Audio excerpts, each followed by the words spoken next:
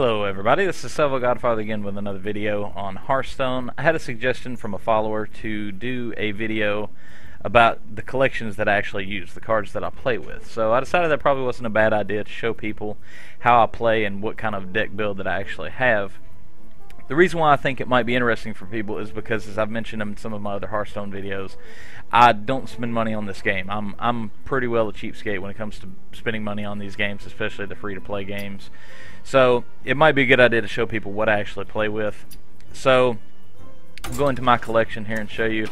You can see I have decks for all these. Some of these I don't play with very often because they're not strong enough, but for the purpose of today's video, I'm going to show you what I use on the Hunter deck since it's my personal favorite.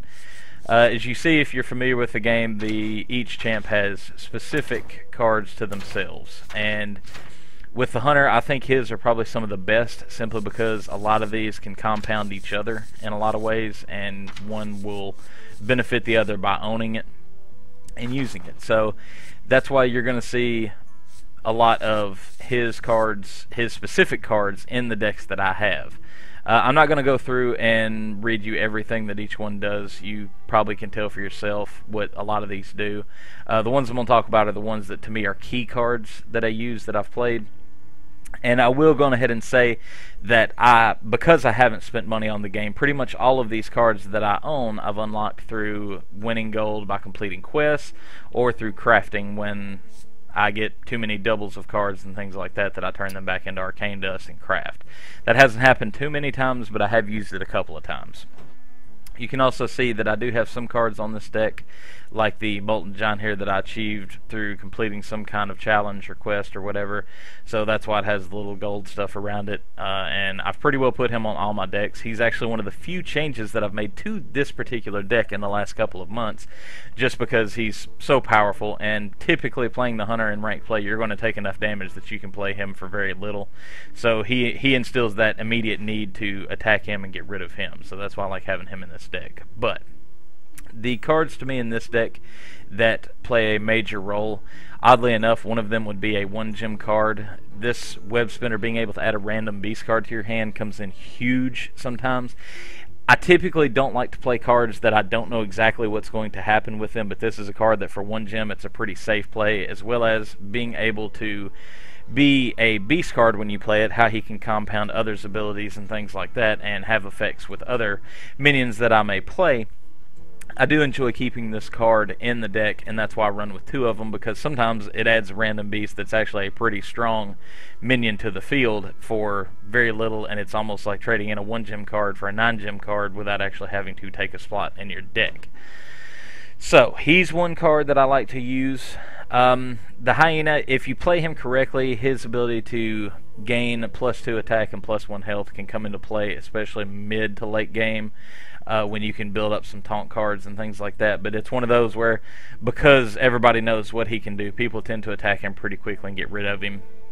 It's mainly just because he's a 2-gem play. I like to run with 2 of his cards. This is a card specific to the Hunter as well, being able to summon a random beast champion. Typically when I play this card, you're going to see, I think there's only 3 options, and it seems like most of the time when I play it, I see the 4 attack and 4 health card that has taunt, which I like. That's why I like to keep these cards. That, or I get the one that adds 1 attack to other beast cards pretty regularly.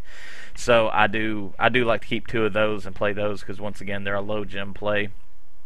The Deadly Shot, self-explanatory why I like to have that one. It doesn't matter how many health the other minion may have. If he's the only one on the field, he's going to take him out.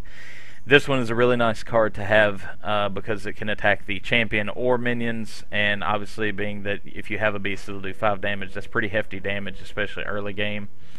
Probably one of my favorite combo cards to play is to play the Starving Buzzard, so that whenever you summon a beast card, you get to draw another card. The reason I like to keep this card, obviously, is that my deck being built around beast cards, I'm going to be able to do that fairly regular, but the main card that I like to play with it is the Unleash the Hounds card. And that's because if, let's just say hypothetically, I'm in a game and somebody has, 4 minions out on the field, especially early game when they're low play minions, this is a great card to play because of how it summons a hound with charge every time that they have a minion on the field. So what I like to do is play the Starving Buzzard card, then play this card, and that means it's going to spawn 4 beast cards, which means that I draw 4 cards back into my deck. So a lot of times that turns the tides of the match in my favor, simply because once you can draw that many cards at once, odds are some of these other very important cards are going to be in the mix. It's only happened a couple times where I got basically worthless cards. I think I said it earlier, but as you're going to see if you read at the bottom of the cards, there's going to be a lot of beast cards in this, simply because a lot of his compound on each other because they're beast cards.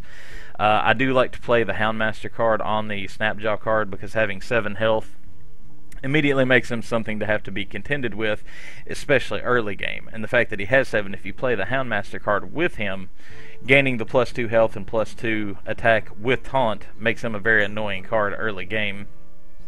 Some of these others, like I said, they're stuff that you can pretty well put on any deck. This card, I know it's one that you can put on anything. It's just a good beast card to have early and force people to attack him instead of being able to do massive amounts of damage early. This is one of the few in the deck that is not a beast card, being able to choose a minion and become a copy of it. It's really nice to hold on to that card until you play a card like the Molten John or the Core Hound or one of those cards, because they can quickly stack and become hard to handle, and obviously being able to do 8 and 9 damage, even if you play it on the high main card, you can quickly snowball someone with damage to where there's not much they can do, or put them in a very bad position where they have to burn cards they don't want to burn.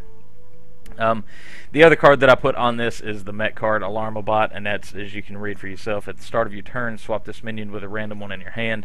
That's big, especially if you're playing with decks that have a lot of high gem play cards.